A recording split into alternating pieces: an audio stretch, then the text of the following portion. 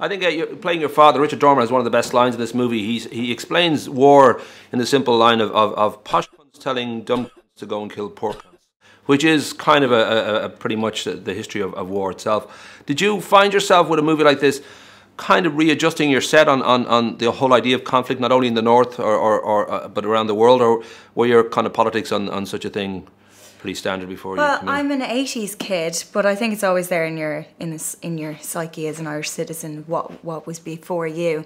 That's my favourite line in the script as well. I think Gregory's written an amazing script, and I think it's just a universal story. You know, it's dirty. There are no goodies and baddies, and it's a horrible grey area that he depicts. And Yann has done an amazing job. Yeah.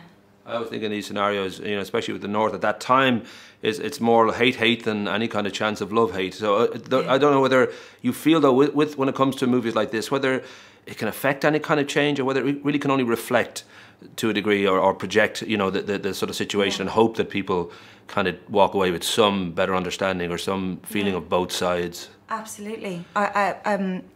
Last night was my second time seeing it. We saw it in Berlin a couple of months ago, and I didn't anticipate the feeling of watching it until I was there, and I just went, "Oh, this is such an important story to tell," and I really was aware that I was in Dublin, and I just wanted people to be moved by it.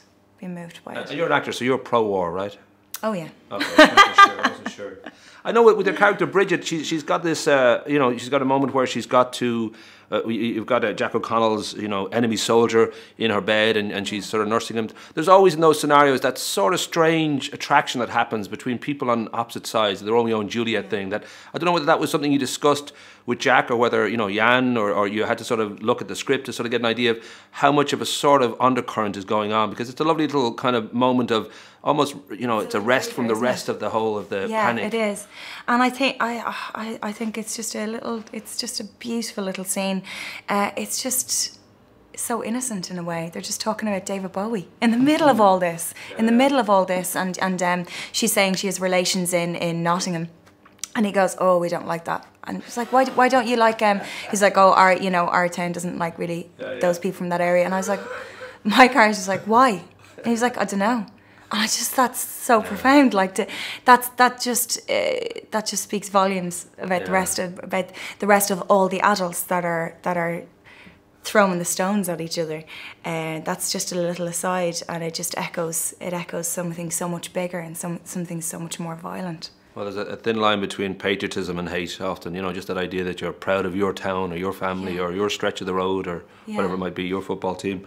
There's a great line in this too, another great line, plenty of crime in a confused situation. I mean, those films that you've made, those TV shows that you've made, there is a darkness to a lot of them, and I don't know whether that come from your own particular, you're drawn to that because there's much more interesting drama going on. Maybe the fact that you grew up in Enniscorthy kind of explains why you're drawn to darker roles, but is there a sort of a reason behind that? Is there a sort of recognition on your part that I'm always kind of in darker kind of movies, and maybe it's keen not to be a princess, not to be too bland? Yeah, I'm happy with the lot I've been given, I think.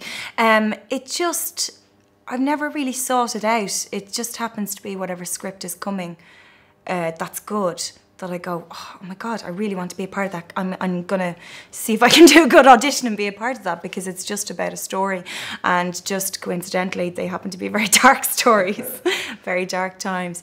But I wouldn't shy away from comedy, but comedy just nothing good in that genre has come my way. I was thinking too, for it was on last night, of course, and for a lot of the people involved in love-hate, there is a fame attached to it, especially if you're walking around the streets of Dublin. Has that been all good, or is it sort of strange to sort of have that creep into your life? I haven't been around in Dublin the last couple of years while love-hate's been on, so yeah, it's been strange been around for it, but there's a lovely buzz, and it's a great time of year. Because it's just a brilliant thing to be part of. I'm really proud of it. But like any of the reactions on streets, I wouldn't be hounded at all, and it would just be every now and then someone would go, "God, yeah, how's Tommy doing?" So it's been lovely, like really supportive. all the way through. You've done quite a lot of theatre, and you've done some beautiful work. You're currently at the Abbey and with Ciarán Hinds and Tom Vaughan Lawler. You've also done Romeo and Juliet and Pygmalion, and you've done quite a lot of TV. But there's a move into movies now with 71, and then earlier in the year Philomena.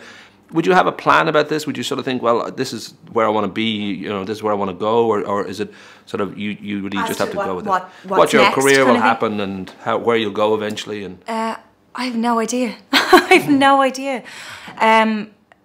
It's just story to story, really.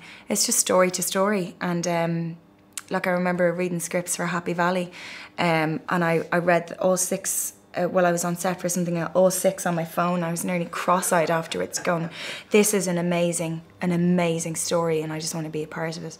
And yeah, I just hope those things will just keep coming that way. I don't think I can predict anything to shape my career, but I can just go and reach for the stories that mean something to me. I mentioned the current run of our Few and Evil Days here in Dublin, and I've noticed that certainly the poster I've seen is your fine, beautiful face front and centre. And when you walk by something like that, when you see something like that, does it catch you by surprise occasionally? What would you go through your head when you see that's me? Yeah, that's mad. Oh God, I hope it goes well. Those kind of things. Yeah, it's Our Few and Evil Days is just a masterpiece of writing. It's a new play, so with a new play as well, you don't know how it's going to be received, and you just fingers crossed. You put the homework in, and hopefully that it comes out the other side, that people will enjoy it.